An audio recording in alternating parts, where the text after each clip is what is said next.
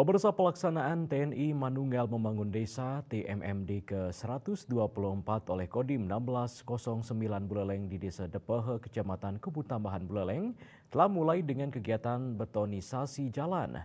Proyek pembangunan infrastruktur ini menargetkan pengecoran jalan rabat beton sepanjang 1.255 meter dengan lebar 4 meter dari total lebar jalan 6 meter. 1609 Buleleng Letkol Kavaleri Angga Nurdiana Esos MIP selaku dan Satgas TMMD ke-124 menyampaikan bahwa meskipun tantangan alam menghadang, pihaknya tetap berkomitmen menyelesaikan program sesuai target waktu yang ditentukan. Akses bagi masyarakat dari yang menghubungkan antara dua desa yang selama ini dia harus melambung jauh, apalagi yang melaksanakan kegiatan peribadatan ke pura desa yang ada di Desa Bukti itu sangat terbantu.